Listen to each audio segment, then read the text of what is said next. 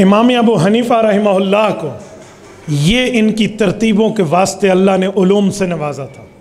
اب رہا سوال، ہم امام ابو حنیفہ کو کیوں مانتے ہیں؟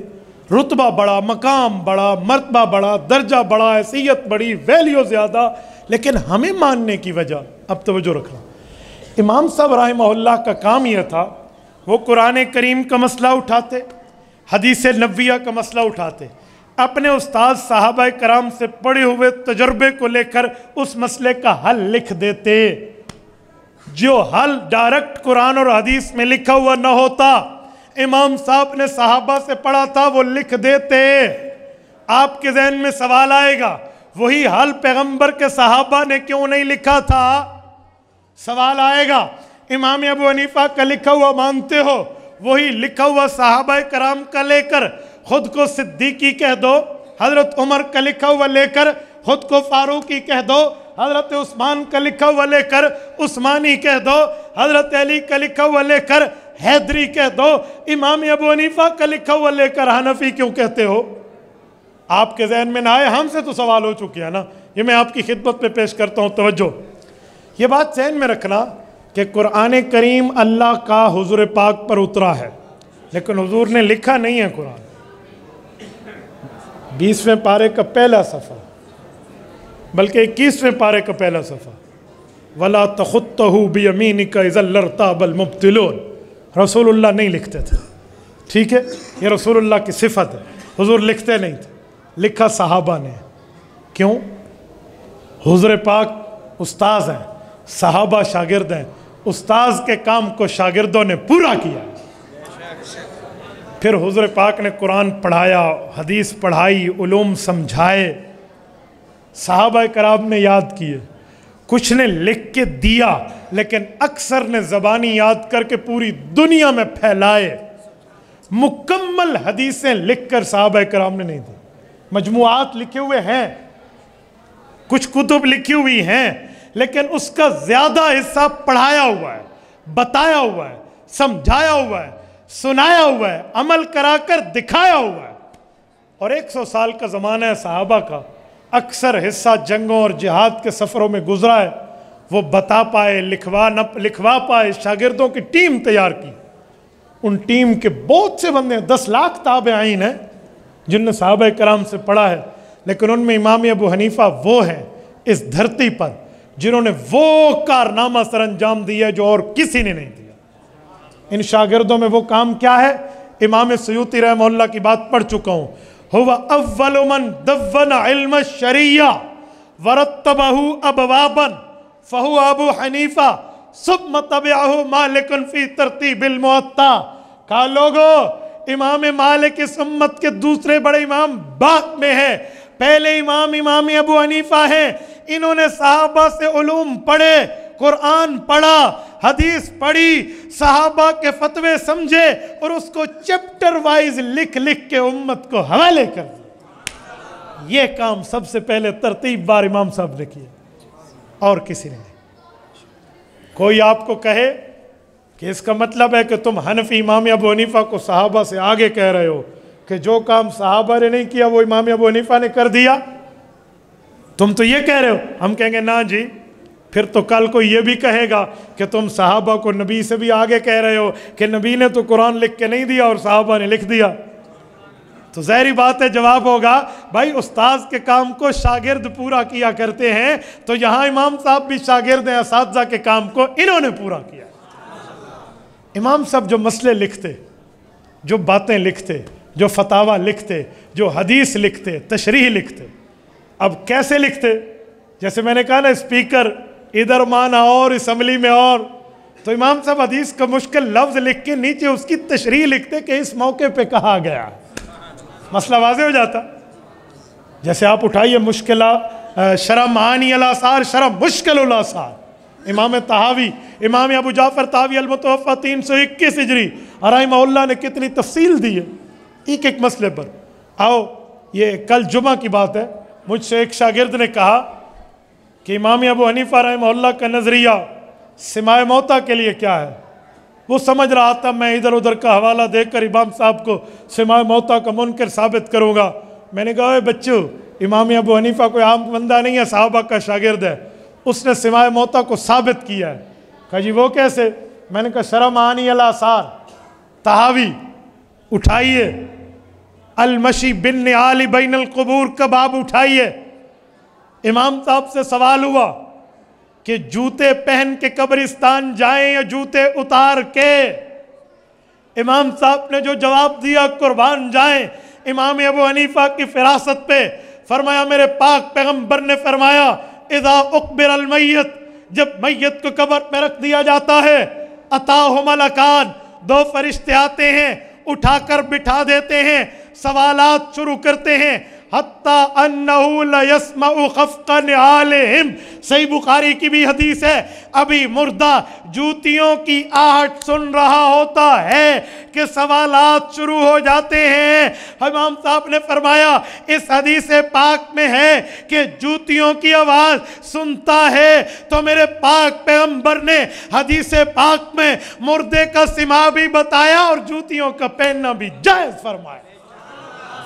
ये अकल और दानिश इमाम अबू हनीफा की है। ये मैं नहीं, इमाम अबू हनीफा का तर्जुमान इमाम तहावी शरमानी अल आसार में हदीस लाए हैं। मैंने कहा लीजिए, अगर ना इमाम साहब रहमहुल्लाह इमाम तहावी ये लिख कर कहते हैं, हाजा कौलु अबी हनीफा व अबी यूसुफ व मुहम्मद रहमहुल्लाह, ये नजर तहावी है। मेरे दोस्तों, तो इमाम साहब यूं हदीस से मसले निकालते। आओ मैं एक दो मसले और भी बताता हूँ इमाम साहब कैसे निकालते। इमाम अबू हनीफा रहमहुल्लाह की आदत मुबारक थी, वो मसला उठाते शरीयत का, उससे कुरान हदीस के दलाइल देखते, फिर लिख देते। इमाम साहब के पास एक मसला आया। मसला यह था कि जब बंदा इमाम के पीछे ठहर के नमाज अदा करे, मुक्तदी को कुरान पीछे पढ़ना चाहिए या नहीं पढ़ना चाहिए? इमाम साहब रहमहुल्लाह ने फतवा दिया। अल्लाह के रसूल का फरमान है, मन काना लहू इमामुन फ़क़िराअतुल इमाम लहू क़िराअह। जब बंदा मुक्तदी होगा मसला और है, जब बंदा अकेला नमाजी होगा मसला और है। अगर मुक्तदी है तो इमाम कुरान पढ़ेगा, हुजूर ने फरमाया मुक्तदी नहीं पढ़ेगा, मुक्तदी का पढ़ना इमाम के पढ़ने से हो जाएगा। इमाम साहब ने हदीस पाक पेश की, अल्लाह के रसूल ने फरमाया इन्नमा जुइलल इमामु लियुतम्म बिही, इमाम इसलिए बनाया जाता है मुक्तदी उसकी इक्तदा करे। फैज़ा कब्बरा फकब्बिरू, अब अगर इमाम तकबीर कहे मुक्तदी भी तकबीर कहे, ये काम वो दोनों करेंगे। लेकिन वैज़ा क़ाला गैरिल मग़ज़ूबि अलैहिम वलज़्ज़ालीन, सूरत फातिहा जब इमाम पढ़ ले, पता चला मुक्तदी नहीं पढ़ेगा। वैज़ा क़ाला, जब अकेला इमाम पढ़ ले, फ़क़ूलू आमीन, तुमने सिर्फ आमीन कहना है। वैज़ा क़रअ, जब इमाम कुरान पढ़े, फ़अनसितू, मुक्तदी ने चुप करना है। इमाम साहब ने यह सही हदीसें पेश की। 10, 15, 20 आदमियों को इश्काल व एतराज़ हुआ, वो इमाम साहब के पास आए, हम आपका फतवा नहीं मानते क्योंकि कल क़यामत में अल्लाह का दरबार लगेगा, मुक्तदी भी हाजिर होंगे, इमाम भी हाजिर होंगे, अल्लाह एक एक बंदे को उससे हिसाब लेंगे। अगर इमाम हिसाब का हुआ, वो तो सूरत फातिहा भी हिसाब देगा, सूरत का भी देगा, हम लोग कुरान नहीं पढ़ेंगे, हमारी नमाजों का हिसाब कैसे होगा? अब इमाम साहब ने जवाब क्या दिया? इमाम साहब ने कहा यार 15 बंदे बोल रहे हो, मैं 15 बंदों से कैसे बात करूं? ये कोई संजीदगी नहीं है, ये कोई एथिक्स नहीं है, ये कोई उसूल और आदाब नहीं है। तो उन्होंने कहा फिर क्या करें, हमें एतराज़ है। कहा अक्लमंद बनो, अपने में से किसी एक मौलवी को मेरे मुकाबले में बिठाओ, वो दलाइल में तगड़ा हो, वो बात करे, वो जीत गया तुम जीत गए, वो हार गया तुम हार गए। तो उन्होंने कहा जी बात तो अक्ल वाली की है, बात तो ठीक है। तो उन्होंने एक बंदे पर इत्तेफाक किया और उसको अपना मुनाजर बनाकर सामने बिठा दिया। इमाम साहब ने कहा मुझे फिर भी शक है कि ये बोलेगा तो तुम भी बोलोगे, तुम्हारी गारंटी कौन देता है कि तुम नहीं बोलोगे? उन्होंने कहा हज़रत हमने इसे बड़ा बनाया है, ये बोलेगा। तो इमाम साहब ने कहा जो तुम दलीलें पढ़ रहे थे वो, उन्होंने कहा ये दलील देगा, हमारी तरफ से दलीलें हो जाएंगी, हम नहीं बोलेंगे। इमाम साहब ने कहा फिर हाथ खड़े करो कि मैं मुनाजरा जीत गया। उन्होंने कहा अभी तो शुरू ही नहीं हुआ, आप जीत गए।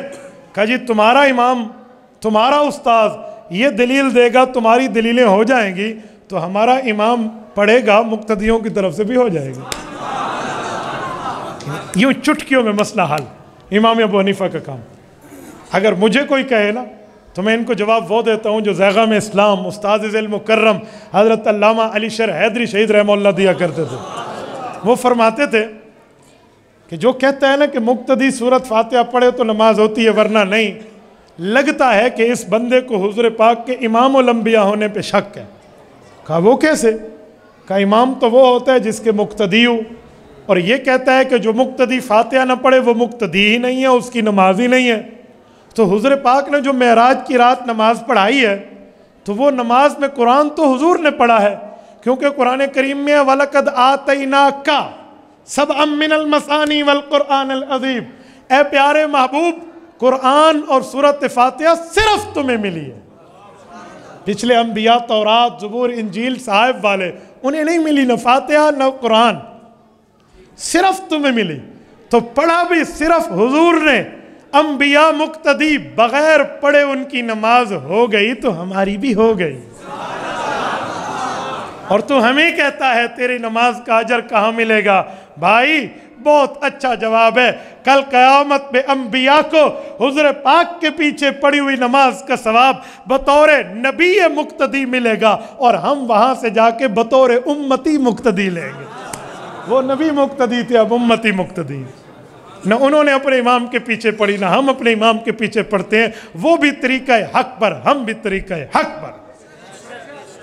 تو میرے دوستو، امام صاحب اس طرح مسئلے بتاتے اور پھر لکھتے قرآن سے، حدیث سے، صحابہ کے فتاوی سے.